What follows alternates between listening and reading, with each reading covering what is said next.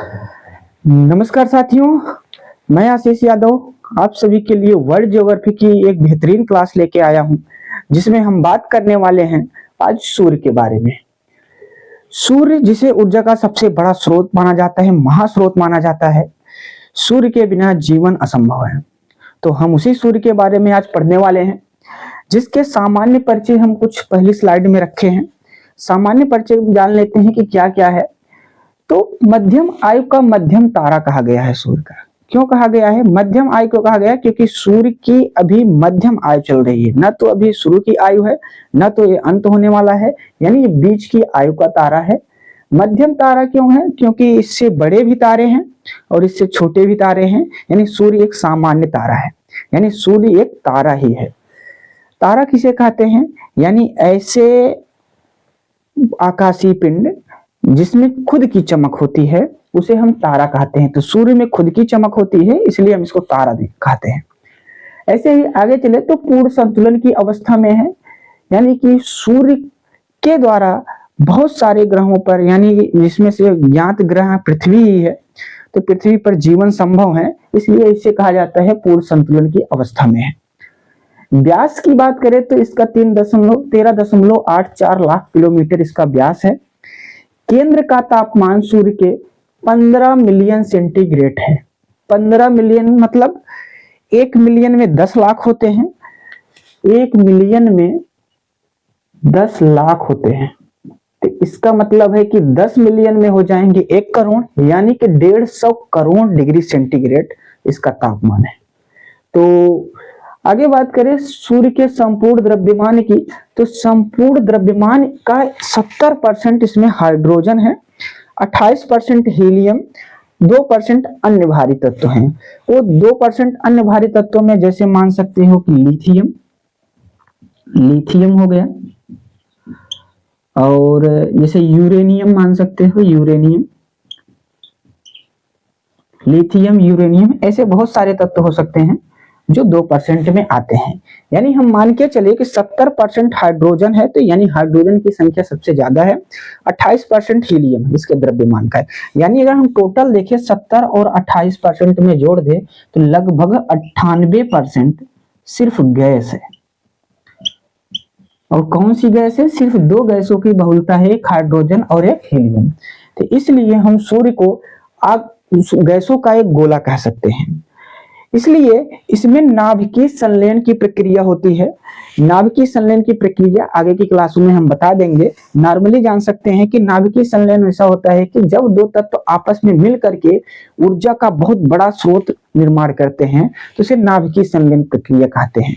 तो यहाँ पर हाइड्रोजन और हाइड्रोजन, क्योंकि हाइड्रोजन की संख्या यानी मात्रा सबसे ज्यादा है, इसके द्रव्यमान में हाइड्रोजन सबसे ज्यादा है, तो हाइड्रोजन के 2 नाभिक आपस में मिल करके एक हीलियम नाभिक का निर्माण करते हैं।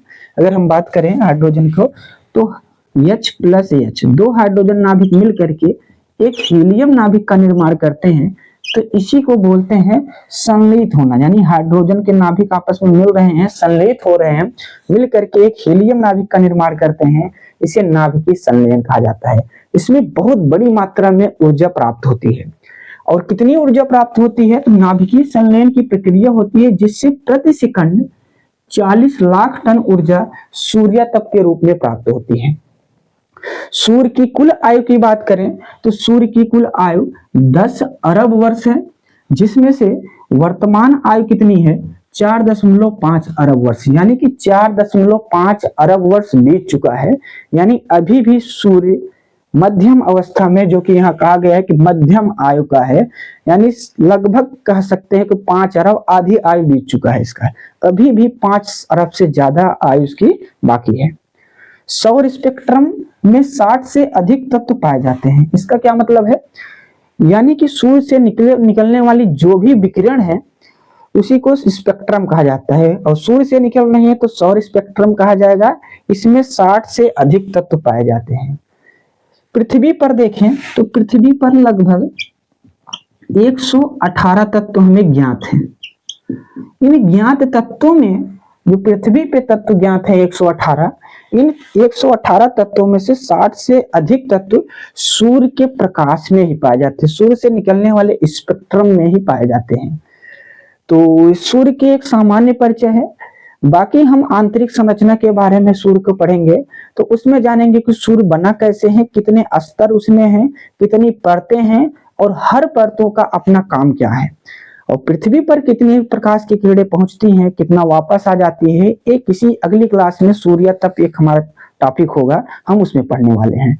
तो पहली स्लाइड है, फिर से देखेंगे एक बार। मध्यम आयु का मध्यम तारा का मतलब क्या है कि मध्यम आयु का तारा है और न तो बहुत बड़ा तारा है न तो बहुत छोटा तारा है, पूर्ण संतुलन की अवस्था में है, यानी इसकी वजह से बहुत सारी जिंदगी पृथ्वी पर चल रही है, तो इसलिए संतुलन की अवस्था में माना गया है। व्यास 13.84 लाख किलोमीटर है। केंद्र का तापमान 15 मिलियन सेंटीग्रेड है। संपूर्ण द्रव्यमान का सबसे अधिक भाग 70% हाइड्रोजन, 28% हीलियम है और 2% अन्य भारी तत्व लिथियम, यूरेनियम या अन्य जो भी तत्व हैं वो पाए जाते हैं। इसी तरह से नाभिकीय संलयन की प्रक्रिया मैंने बता दी है कि जब दो हाइड्रोजन नाभिक आपस में मिल करके एक हीलियम नाभिक का निर्माण करते हैं, इसे नाभिकीय संलयन की प्रक्रिया कहा जाता है और उसमें सूर्य में अपार ऊर्जा मुक्त होती है। प्रति सेकंड 40 लाख टन ऊर्जा सूर्य तप के रूप में प्राप्त होती है। सूर्य की कुल आयु 10 अरब वर्ष है। वर्तमान आयु की बात करें तो 4.5 अरब वर्ष चल रहा है। सौर स्पेक्ट्रम में 60 से अधिक तत्व पाए जाते हैं। टोटल ज्ञात तत्व 118 हैं, जिसमें से 60 से अधिक तत्व सूर्य में ही पाए जाते हैं। बहुत बड़ी बात है। तो चलते हैं, हम सूर्य के आंतरिक संरचना के बारे में बात करते हैं। सूर्य की अगर आंतरिक संरचना की बात करें तो इसमें 3 स्तर होते हैं। ये सूर्य है हमारा, इसमें 3 स्तर, एक सबसे अंदर का पार्ट होगा, इससे बाहरी स्तर और सबसे बाहरी स्तर। तो सबसे अंदर वाले पार्ट को हम कोर के नाम से जानते हैं, यानी केंद्र के नाम से। सूर्य का केंद्र होगा, इसमें 3 स्तर होते हैं। सूर्य का केंद्र, विकिरण मेखला यानी दूसरे पार्ट को बोलते हैं, और तीसरा है संवहनी मेखला। अगर हम सूर्य में देखें तो सबसे अंदर वाला पार्ट क्या कहलाता है? कोर यानी कि केंद्र कहलाता है, और ये दूसरा वाला पार्ट कहलाता है विकिरण मेखला। विकिरण मेखला। और तीसरा पार्ट क्या कहा जाएगा? मतलब से लास्ट वाला जो स्तर होता है, इसे हम संवहनी मेखला के नाम से जानते हैं। यानी सूर्य में 3 स्तर होते हैं, 3 परतें होती हैं। मुख्य रूप से बीच का पार्ट को हम केंद्र बोलते हैं, इसे कोर के नाम से जानते हैं। दूसरा विकिरण मेखला बोलते हैं, इसे रेडियो एक्टिव जोन मेखला का मतलब होता है कि कोई एक क्षेत्र, जिसे हम जोन के नाम से जानते हैं। और तीसरा पार्ट होता है, तीसरा स्तर, जिसे हम संवहनी मेखला के नाम से जानते हैं। अब तीनों का काम क्या है, तीनों कहाँ क्यों पाए जाते हैं, इसको थोड़ा सा जान लेते हैं। अगर हम केंद्र की बात करें तो केंद्र का व्यास होता है 3.48 लाख किलोमीटर होता है केंद्र का व्यास। और इसके तापमान की बात करें तो 15 मिलियन सेंटीग्रेड होता है। जितना सूर्य का टोटल तापमान होता है 15 मिलियन सेंटीग्रेड होता है। अब इसी केंद्र में नाभिकीय संलयन की प्रक्रिया होती है। इसी केंद्र में नाभिकीय संलयन की प्रक्रिया होती है। इसमें क्या आते हैं, अत्यधिक ताप होने के कारण 15 मिलियन डिग्री सेंटीग्रेड ताप से यहाँ के जो हाइड्रोजन हैं उनके इलेक्ट्रॉन आपस में संलित होने शुरू हो जाते हैं। यानी इनके नाभिक आपस में हाइड्रोजन और हाइड्रोजन आपस में संलित होने लगते हैं। क्योंकि बहुत अधिक तापमान होता है, इसमें हाइड्रोजन नाभिक आपस में मिल करके हीलियम नाभिक का निर्माण करते हैं, जिससे नाभिकीय संलयन की प्रक्रिया शुरू हो जाती है। और ये तब होता है जब कोई भी गैस अपने प्लाज्मा अवस्था में होती है। प्लाज्मा अवस्था क्या है? प्लाज्मा हम 3 अवस्था जानते हैं। एक जानते हैं ठोस, अब ठोस फिर द्रव, यानी ठोस को गर्म करेंगे तो द्रव हो जाएगा, द्रव को और ज्यादा गर्म करेंगे तो गैस हो जाएगा, और गैस को और ज्यादा गर्म करें तो एक अवस्था आती है जिसे हम प्लाज्मा अवस्था के नाम से जानते हैं। और प्लाज्मा एक ऐसी अवस्था होती है जिसमें गैस इतना ज्यादा गर्म की जाती है कि चमकना शुरू कर देती है। तो वही अवस्था होती है हाइड्रोजन वाले गैस में। तो हाइड्रोजन गैस इतना ज्यादा तापमान मिल जाता है कि वो नाभिक आपस में संलेप होना शुरू हो जाती है और हाइड्रोजन प्लस हाइड्रोजन मिलकर के हीलियम बनाना शुरू कर देती है। और इसी प्रक्रिया को नाभिकीय संलयन कहा जाता है, जिससे सूर्य में इतनी ज्यादा ऊर्जा लगातार बनी हुई है। ठीक है। दूसरी बात करें तो दूसरा जो हमारा स्तर है इसे बोलते हैं विकिरण मेखला। विकिरण मेखला की बात करें तो विकिरण मेखला क्या है कि इसमें विकिरण आपस में निकलती हैं, यानी कि इलेक्ट्रॉन प्रोटॉन की बात करें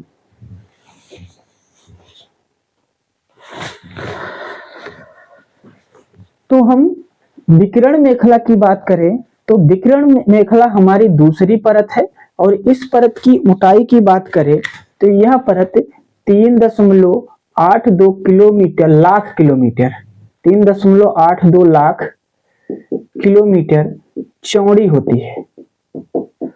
यानी कि जो हमारी विकिरण मेखला है इस परत की चौड़ाई की बात करें तो 3.82 लाख किलोमीटर चौड़ी होती है। और यहाँ से जो भी केंद्र से सौर ऊर्जा निकल रही है ये वाहक फोटॉन एक्स और गामा किरणों के रूप में यही से होकर के गुजरता है। और संवहनी मेखला की बात करें तो इस परत की चौड़ाई होती है 1.39 लाख किलोमीटर चौड़ी होती है और एक कोशिकाओं की बनी होती है। कोशिकाओं की बनी होती है। कोशिकाओं की बनी होती है, यानी अंदर की तरफ बड़ी कोशिकाएं पाई जाती हैं, अंदर की तरफ बड़ी कोशिकाएं और बाहर की तरफ छोटी कोशिकाएं पाई जाती हैं। यानी कि तीसरे स्तर की बात करें ये वाला स्तर किसकी बनी होती है? कोशिकाओं की बनी होती है। कोशिकाओं के अंदर बड़ी कोशिकाएं तथा बाहर छोटी कोशिकाएं होती हैं। इन्हीं कोशिकाओं से होकर के सौर ऊर्जा बाहर निकलता है, यानी कि सौर ऊर्जा इन्हीं कोशिकाओं से बाहर की तरफ फैलता है। और इसी स्तर के बाहरी परत को हम धरातल कहते हैं, सूर्य का धरातल बोलते हैं। और इसी धरातल पर सौर धरातल के हिसाब से ये 3 परतों में फिर से डिवाइड कर दिया गया है, जिसे हम प्रकाश मंडल के नाम से भी जानते हैं। अगली स्लाइड में हम जानते हैं कि इसको थोड़ा सा हम संरचना और अच्छे से बनाते हैं, फिर बताते हैं कि ये किस तरह से बटा हुआ है। फिर से एक बार तीनों परतों के बारे में हम जान लेंगे। केंद्र में ये व्यास होता है 3.48 लाख किलोमीटर, एक केंद्र का व्यास है, यानी केंद्र यहाँ से लेकर के यहाँ तक 3.48 लाख किलोमीटर है। फिर दूसरी परत की बात करें तो 3.82 लाख किलोमीटर चौड़ी है और तीसरी परत 1.39 लाख किलोमीटर चौड़ी है। तीसरी परत कोशिकाओं से निर्मित है, अंदर बड़ी कोशिकाएं, बाहर छोटी कोशिकाएं और बाहरी भाग को सूर्य का धरातल भी कहा जाता है। और केंद्र का तापमान 15 मिलियन सेंटीग्रेड है, इसको बता दिए हैं। बाकी विकिरण मेखला जो होती है यहाँ से गामा किरणें और वाहक किरणें जो भी होती हैं यहीं से होकर के गुजरती हैं। संवहनी मेखला में सौर ऊर्जा कोशिकाओं के जरिए बाहर निकलती है। तो अगली स्लाइड में हम जानते हैं कि सबसे बाहरी परत यानी प्रकाश मंडल को किस तरह से व्यवस्थित किया गया है। तो बच्चों हम सूर्य के धरातल के अगर ऊपर की परतों की बात करें तो सूर्य में धरातल के सबसे ऊपरी परत जो है वो 3 परतों को फिर से डिवाइड कर दिया गया है, जिसमें से जो धरातल है उसी को हम प्रकाश मंडल कहते हैं। इसके बाद आता है वर्ल्ड मंडल और कोरोना। प्रकाश मंडल को फोटोस्फीयर, वर्ल्ड मंडल को क्रोमोस्फीयर और कोरोना को कोरोना से ही कहा जाता है। जैसे अगर हम सूर्य की संरचना की बात करें तो हमारा ये वाला पार्ट हो जाएगा जिसे हम कोर बोलते हैं, सूर्य के सबसे अंदर वाला पार्ट। इसके दूसरे पार्ट को बोलते हैं, दूसरे भाग को बोलते हैं विकिरण मेखला। इसके पहले हम पढ़ चुके हैं विकिरण मेखला। और तीसरे पार्ट को हम क्या बोले थे? संवहनी मेखला। संवहनी मेखला बोले थे। इस संवहनी मेखला का सबसे ऊपरी जो पार्ट है इसी को हम धरातल कहते हैं, और संवहनी मेखला के जस्ट ऊपर वाले पार्ट को हम प्रकाश मंडल के नाम से जानते हैं। यानी ए वाला जो स्तर है ये हमारा हो जाएगा प्रकाश मंडल। इस प्रकाश मंडल के ऊपर की तरफ हमारा पाया जाता है वर्णमंडल। ये अगला जो स्तर हो जाएगा ये हमारा हो जाएगा वर्णमंडल, और वर्णमंडल में ऊपर की तरफ एक लवर की तरफ आपको दिखाई देगा। इस लवर को, इसमें सौर पावनें चलती हैं, आगे बताएंगे, इसी को बोलते हैं कोरोना। इसी को कोरोना कहा जाता है। तो इस तरह से हम सूर्य की परतों के बारे में अगर हम जाने तो हम देखेंगे तो सबसे बीच में कोर पाया जाता है। मतलब सबसे पहले सूर्य को 3 भागों में बांट दिए गए, 3 स्तर में, तो कोर, विकिरण मेखला और संवहनी मेखला, मैंने इसको बता दिया। फिर संवहनी मेखला के बाहर इसे धरातल बोलते हैं, सूर्य का धरातल। प्रकाश मंडल पाया जाता है। प्रकाश मंडल के ऊपर की तरफ वर्णमंडल चारों तरफ से इसको घेरे हुए है, और वर्णमंडल को चारों तरफ से कोरोना वाला पार्ट घेरा हुआ है। कोरोना एक आग की लवर के जैसा होता है, इसे हम सौर ज्वाला के नाम से भी जानते हैं इस पार्ट के बारे में। तो हम प्रकाश मंडल के बारे में अगर हम जाने तो सबसे पहला प्रकाश मंडल में हम क्या जानेंगे, सूर्य के धरातल को ही प्रकाश मंडल कहते हैं। यानी सूर्य का धरातल किसे कहते हैं, तो संवहनी मेखला जो है उसका सबसे बाहरी भाग को ही हम सूर्य का धरातल कहते हैं, और इसी को प्रकाश मंडल के नाम से जानते हैं।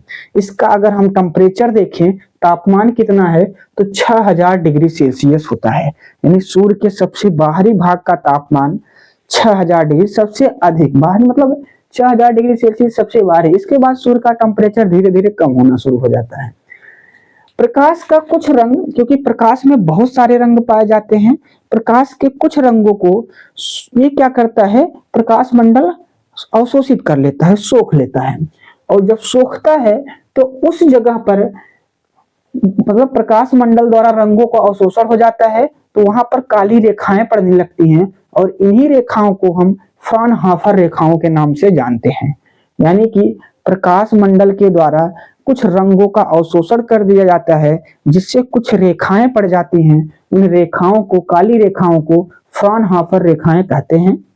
और सौर कलंक जो होता है, हमने बहुत बार सुना होगा कि सौर कलंक क्या होता है, हालांकि आगे इसको हम डिटेल में चर्चा करेंगे। बस यहाँ जान लेते हैं कि सौर कलंक सूर्य के किस भाग में पाया जाता है, तो प्रकाश मंडल वाले पार्ट में पाया जाता है।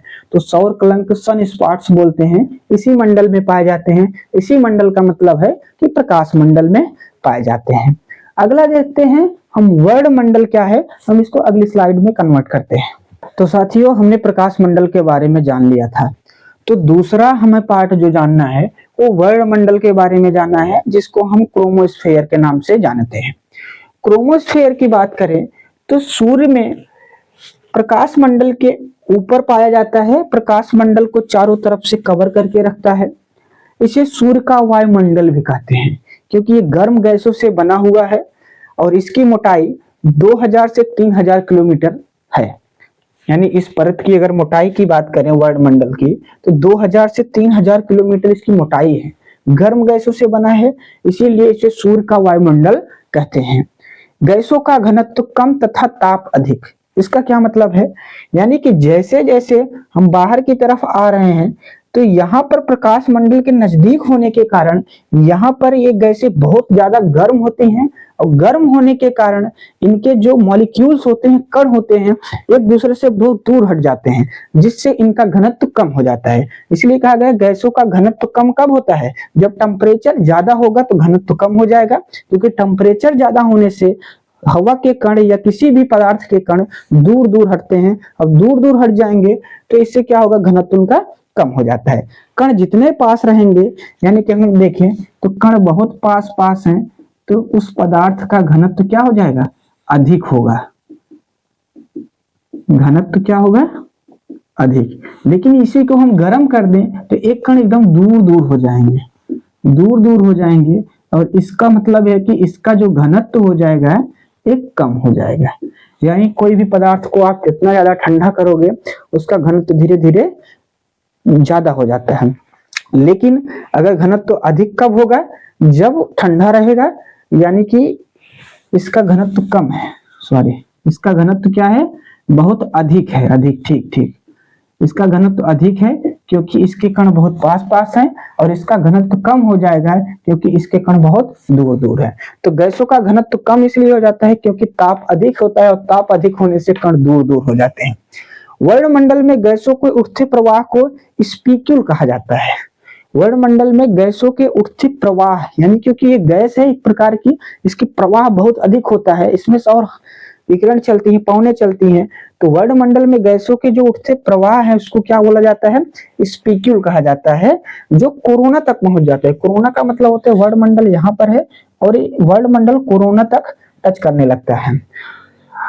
कभी कभी तीव्र गहनता का प्रकाश उत्पन्न होता है, यानी कि यहाँ पर इस मंडल में कभी कभी बहुत तेजी से प्रकाश उत्पन्न होता है, जिसे हम सौर ज्वाला के नाम से जानते हैं, जिसमें एक्स तथा गामा किरणें भी पाई जाती हैं। इस सौर ज्वाला में क्या क्या पाई जाती हैं, एक्स किरणें और गामा किरणें पाई जाती हैं। तो हम देखते हैं फिर से एक बार इसको, वायुमंडल में क्या क्या है, सूर्य का वायुमंडल कहा जाता है, मोटाई 2000 से 3000 किलोमीटर होती है, गर्म गैसों से निर्मित है, गैसों का घनत्व कम होता है क्योंकि ताप अधिक होता है। वायुमंडल में गैसों के उठते प्रवाह को स्पीक्यूल कहा जाता है, जो कोरोना तक पहुंचता है। कभी कभी तीव्र गहनता का प्रकाश उत्पन्न होता है और इसी को हम सौर ज्वाला के नाम से जानते हैं। इस सौर ज्वाला में एक्स किरणें तथा गामा किरणें पाई जाती हैं। तो अगले स्लाइड में एक बार हम देखते हैं कोरोना को, क्योंकि हम प्रकाश मंडल को पढ़ चुके हैं, वर्ण मंडल को पढ़ चुके, कोरोना को पढ़ चुके, और इसके नीचे की सभी चीजें, संवहनी मेखला क्या है इसको पढ़ चुके, विकिरण मेखला पढ़ चुके और कोर के बारे में जान चुके हैं। तो एक लास्ट हमारा पढ़ा हुआ है कोरोना, जो सूर्य का सबसे बाहरी भाग है, इसमें लवर उठती है, यानी कि एक प्रकार से ज्वाला निकलती है। तो हम कोरोना के बारे में जानते हैं। क्यों हम एकदम लास्ट परत के बारे में बात करने वाले हैं, कोरोना के बारे में, क्योंकि प्रकाश मंडल, वर्ड मंडल, लास्ट जो बचा है, हम कोरोना की बात करते हैं। सूर्य का सबसे बाहरी भाग कहलाता है। इसका विस्तार कई मिलियन किलोमीटर में होता है, कम ज्यादा होता रहता है, कभी ज्यादा कभी कम, क्योंकि इसमें सौर पवन भी चलती हैं, आगे बताएंगे। तो कोरोना में क्या है कि बाहर की ओर ये क्षीण होकर आयन तथा इलेक्ट्रॉन की पवनों में परिवर्तित हो जाता है, यानी कि बाहर की तरफ धीरे धीरे सौर ऊर्जा धीरे धीरे कमजोर होती चली जाएगी, तो किस रूप में, इलेक्ट्रॉन और आयन के रूप में पवनों में परिवर्तित, पवन माने हवा, तो पवनों में परिवर्तित हो जाती है, जिसे हम सौर पवन के नाम से जानते हैं। अगर आपसे कोई पूछता है कि सौर पवन कहाँ पर चलती है, तो कोरोना वाले पार्ट में सौर पवन चलती है। इसी मंडल में लाल रंग की लपटें उठती हैं और कभी कभी ये लपटें चाप का निर्माण करती है। चाप का निर्माण का मतलब क्या होता है कि ये लपटें इस तरह से उठती हैं और इसी फिर कोरोना के अंदर वापस चली जाती हैं। तो कभी कभी ये लपटें चाप का निर्माण करती हुई कोरोना में भी प्रवेश कर जाती हैं और इसी घटना को प्रोमिनेंस कहते हैं। यानी इस घटना को किस नाम से जानते हैं, प्रोमिनेंस के नाम से जानते हैं। कब, जब ये लपटें बहुत ज्यादा ऐसे चाप का निर्माण करके फिर से इसी में वापस चली जाती हैं, तो इसको बोलते हैं प्रोमिनेंस। कोरोना से रेडियो तरंगें निकलती हैं और इसी में कोरोना होल भी पाया जाता है। यानी कोरोना होल तो नॉर्मल नाम से ही पता चल रहा है कि कोरोना है तो होल कोरोना में ही पाया जाएगा। तो कोरोना होल यानी कोरोना छिद्र के नाम से जानते हैं, ये कोरोना में ही पाया जाता है। रेडियो तरंगे कहाँ से निकलती हैं, तो ये भी कोरोना से निकलती हैं। सौर पवन कहाँ चलती है, तो ये भी कोरोना के अंदर ही चलती है। इस मंडल में लाल रंग की लपटें उठती हैं और ये लपटें कभी कभी चाप एक वक्र बनाती हुई फिर से कोरोना में वापस चली जाती हैं। इस घटना को प्रोमिनेंस कहा जाता है। बाहर की तरफ यह धीरे धीरे क्षीण होता हुआ यानी कमजोर होता हुआ चला जाता है और आयन और इलेक्ट्रॉन के रूप में पवन में परिवर्तित हो जाता है, जिसे हम सौर पवन के नाम से जानते हैं। विस्तार कई मिलियन किलोमीटर होता है। इस तरह से सूर्य के हम सभी पार्टों के बारे में, आंतरिक संरचना के बारे में हम पढ़ लिए हैं। आगे हम सौर पवन की बात करेंगे, मतलब क्या होता है, कोरोना होल क्या होता है ना, तो इन सब चीजों के बारे में हम पढ़ने वाले। सौर कलंक क्या होता है, इन सभी चीजों के बारे में विस्तार से समझेंगे। अभी बस हम इसके आंतरिक संरचना के बारे में आज की क्लास को हम इतना ही रखते हैं। बाकी हमने क्या क्या पढ़ा दिया है उसको देख लीजिए।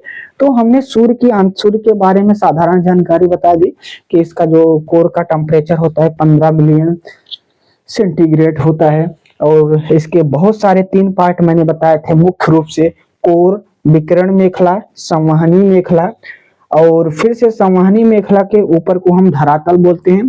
धरातल के आगे की तरफ, बाहर की तरफ बात करें तो सूर्य में 3 परतें और पाई जाती हैं, जिन्हें हम प्रकाश मंडल, वर्ण मंडल और कोरोना के नाम से जानते हैं। तो इस प्रकार से हम 1 2 3 4 5 6 परतों के बारे में हम पढ़ चुके हैं। तो आज की क्लास हम यहीं तक रखते हैं। बाकी अगले वीडियो में, यानी अगला जो क्लास होगी, हम इसके आगे की चर्चा हम सूर्य से संबंधित बहुत सारी चीजों पे करेंगे, जब तक सूर्य का टॉपिक खत्म नहीं हो जाता है।